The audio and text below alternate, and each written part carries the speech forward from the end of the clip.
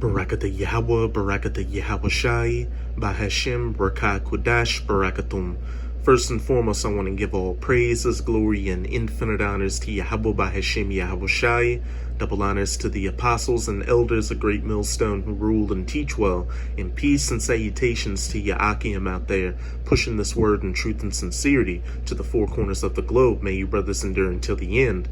This is the Brother Ra'aya with another video, and I'm going to start it off with an article from ZeroHedge.com titled, Trump Unveils Platinum Plan for So-Called Black Americans who are actually Israelites or Judites of the Southern Kingdom, designates Antifa, KKK as terrorist organizations. President Donald Trump's re-election campaign released a platinum plan that outlines promises he is making to Israelites over the next 4 years if he remains the U.S. president, which at the end of the day doesn't matter because these Republicans and Democrats are just two sides of the same filthy coin, that coin belonging to the elite rulers of this planet who are Edomites or so-called white people, such as the Rothschilds, the Rockefellers, the DuPonts, the Gettys, the Merovingians, you name it, and they're all on board for their agenda, pushing this new world order. As the Epoch Times' Mimi Nguyen Lai details below, the plan seeks to uplift Israelite communities through, in part, an investment of about $500 billion. The Trump campaign announced late Friday, after years of neglect by Democrat politicians, Israelites have finally found a true advocate in President Trump, who is working tirelessly to deliver greater opportunity, security, prosperity, and fairness to their communities. While Joe Biden takes Israelite voters for granted and even questions their blackness if they dare to support conservative ideals, President Trump is working hard to earn the Israelite vote through his platinum plan. The president's daughter, senior White House advisor Ivanka Trump, posted details of the plan on Twitter late Friday. Let's see what it is. The platinum plan. President Trump's pillars: opportunity by achieving historic employment levels for Israelites, as well as increasing access to capital for new business. President Trump has been committed to ensuring all Israelites can achieve the American dream, though it should say American nightmare. Security by signing into law the celebrated First Step Act. President Trump has brought common sense criminal justice reform to the American people for the first time in decades, while ensuring that our streets and communities are safe for families and business owners. Prosperity. As the first president to provide long-term funding to historically Israelite colleges and universities, this administration continues to seek immediate and generational advancement for Israelites. Fairness. As demonstrated through his actions to initiate investment into opportunity zones, as well as address health disparities, wage gaps, and necessary education reforms, President Trump works every day to advocate a fair and just America for the Israelite community.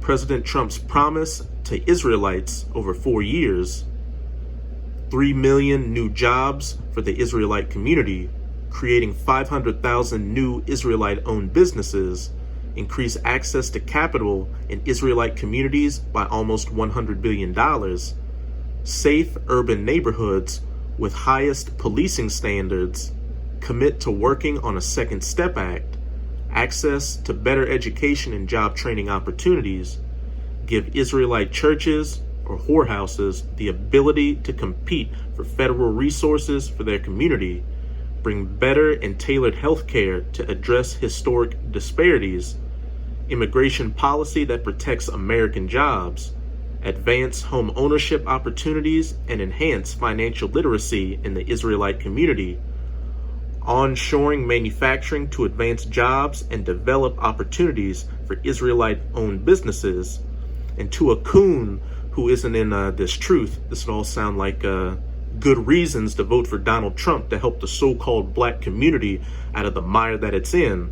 But when you understand these scriptures, you know never to trust your enemies, who are these heathen nations, chiefly the Edomites, or so-called white people.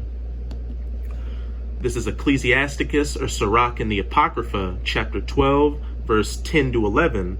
Never trust thine enemy, for like as iron rusteth, so is his wickedness. Though he humble himself and go crouching, such as bringing about a so-called platinum plan to help the so-called black community, yet take good heed and beware of him, and thou shalt be unto him as if thou hadst wiped a looking glass, and thou shalt know that his rust hath not been altogether wiped away. These Edomites have a perpetual, never-ending hatred toward you Israelites, or so-called Negroes, Latinos, and Native Americans. And no matter how nice they act towards you, or whatever plans they seem to come up with to try to help your communities, at the end of the day, it's all to destroy you, because these Edomites are still mad that our forefather Jacob got the blessing and the birthright to the kingdom of heaven from their forefather Esau. This is Ezekiel chapter 35. I'm going to start at verse 1 and jump around a bit. Moreover, the word of Yahweh came unto me, saying, Son of man, set thy face against Mount Seir, and prophesy against it. And Mount Seir was an ancient dwelling place of the Edomites. And just like Israel is a people before it's a place, Mount Seir is a people before it's a place. So these verses in Ezekiel 35 are talking about the nation of Edom as a whole. Now I'm going to jump down to verse 5. Because thou hast had a perpetual or never-ending hatred, and hast shed the blood of the children of Israel by the force of the sword in the time of their calamity, in the time that their iniquity had an end. So again, these Edomites have that enduring hatred towards you Israelites, since our forefather got the blessing and the birthright to the kingdom of heaven from their forefather. And very soon, you're going to see how these Edomites have always felt about you. As America or Babylon the Great crumbles more and more and people get more desperate out here, these Edomites are going to revert to their basic nature and start coming after you Israelites and putting you to death like they did in the past in the United States of America. Lynchings, murders, rape, robbery, etc., etc. And that's just these low-level Edomites. These elites are looking forward to enacting plans to try to eradicate the nation of Israel off the face of the earth so they can try to get the blessing and the birthright to the kingdom of heaven back. But that's not going to happen. Everything's been set in stone, and nothing in these prophecies can be averted. You Edomites are going to get taken out of power, and the Israelites, or the so-called Negroes, Latinos, and Native Americans, are going to rule over you, and you're going to be our slaves. But now I'm going to go to an article on Vox.com titled, Donald Trump's Long History of Racism from the 1970s to 2020, just to show how you're never supposed to trust your enemy, and how these Edomites, even Donald Trump, who's coming out with a platinum plan to help so-called black Americans or Israelites, still has that perpetual hatred towards you. I'm going to jump down to this section right here. Trump has a long history of racist controversies. Here's a breakdown of Trump's history taken largely from Dara Lynn's list for Vox and an op-ed by Nicholas Kristof in the New York Times. 1973, the U.S. Department of Justice, under the Nixon administration, out of all administrations, sued the Trump Management Corporation for violating the Fair Housing Act. Federal officials found evidence that Trump had refused to rent to Israelite tenants and lied to Israelite applicants about whether apartments were available, among other accusations. Trump said the federal government was trying to get him to rent to welfare recipients. In the aftermath, he signed an agreement in 1975 agreeing not to discriminate to renters of color without admitting to previous discrimination. Trump didn't want you niggers living in his on his properties. 1980s, Kip Brown, a former employee at Trump's castle, accused another one of Trump's businesses of discrimination. When Donald and Ivana came to the casino, the bosses would order all the Israelite people off the floor, Brown said. It was the 80s, I was a teenager, but I remember it. They put us all in the back. 1989, in a controversial case that's been characterized as a modern-day lynching, 4 Israelite teenagers and 1 Israelite teenager, says Latino there, but so-called Latinos are also Israelites of the Northern Kingdom. The Central Park Five were accused of attacking and raping a jogger in New York City.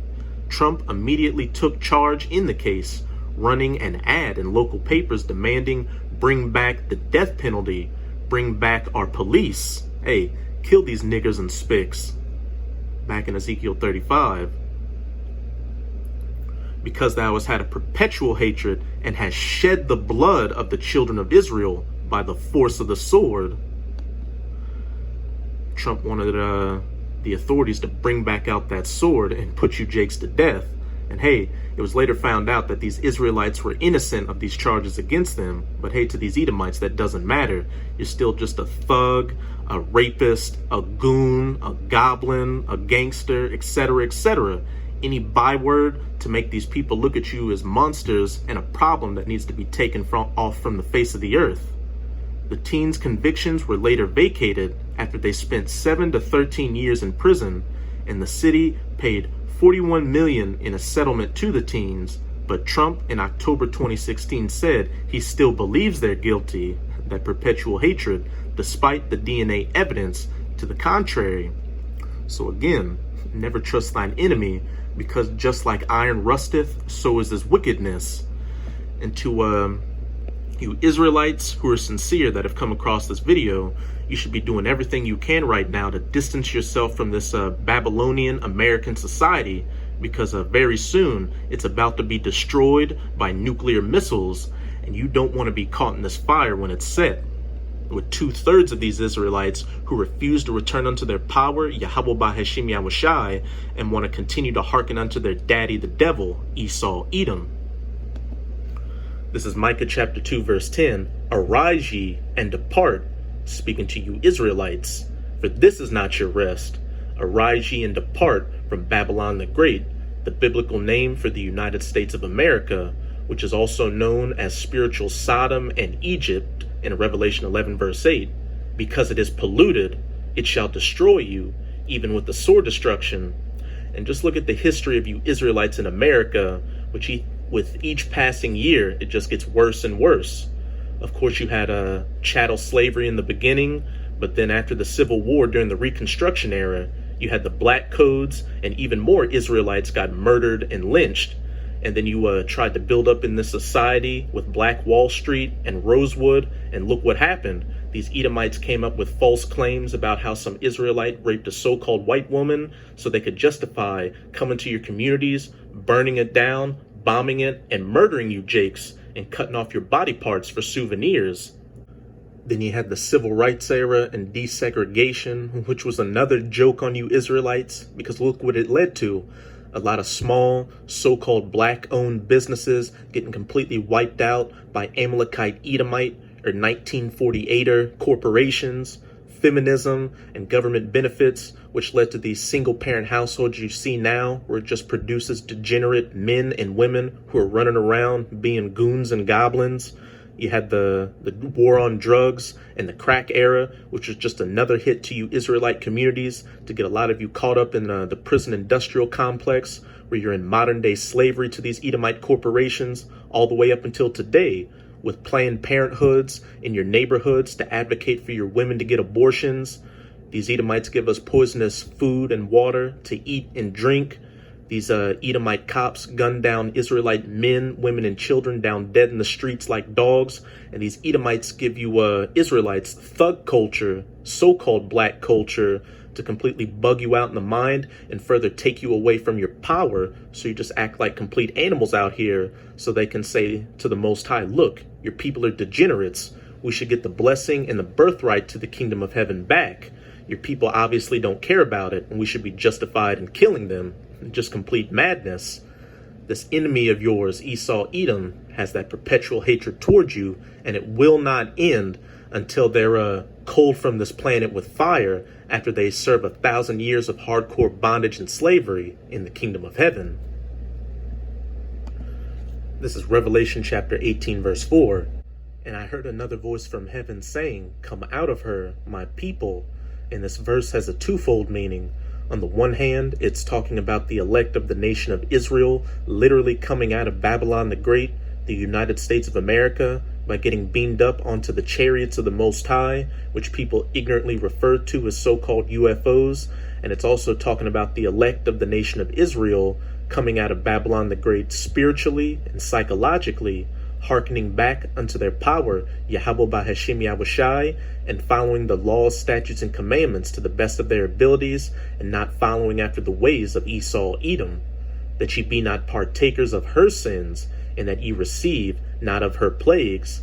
All these calamities that are about to hit this place during Jacob's trouble, race wars, civil wars, even more pestilences, famines, martial law, and ultimately those 200 million nuclear missiles that are going to hit this place, which is what 2/3 of the nation of Israel are going to have to all be a part of, since they don't want to leave their daddy, the devil, Esau Edom, and want to continue to be a part of this society. Now I'm going to close it out in Isaiah 31, verse 1-3. Woe or destruction to them that go down to Egypt for help. And again, besides being known as Babylon the Great in the scriptures, the United States of America is also known as spiritual Sodom and Egypt, as pursuant to Revelation 11, verse 8. So what it's saying is destruction to them that go down to America for help, 2/3 of the nation of Israel, and stay on horses and trust in chariots because they are many, and in horsemen because they are very strong. Because this American Edomite hasn't been completely taken out of power yet, the U.S. military is still one of the most powerful militaries on the face of the earth, and the U.S. dollar is still the reserve currency. 2/3 of the nation of Israel continue to hearken unto this Edomite, thinking that the times that America is going through right now are going to pass like any other time. Well, you're sadly mistaken. We're at the end of not only the United States of America, but the rulership of Esau Edom as a whole. But they look not unto the Holy One of Israel, neither seek Yahweh. You want to be everything else under the sun but what you are, the true children of Israel. You want to be black, African American, Latino, Mexican, Native American, Baptist, Christian, Catholic, Buddhist, Muslim, atheist, a good red-blooded American, etc., etc. And you want to follow after the ways of this world in the United States of America, and not after the ways of your power, Yahweh Bahashim Yahushai. Yet he also is wise and will bring evil, and will not call back his words, but will rise against the house of evildoers and against the help of them that work iniquity. These race wars, civil wars, pestilences, famines, martial law, and ultimately those nuclear missiles. Now the Egyptians, or these American Edomites, are men and not the Most High, and their horses flesh and not spirit.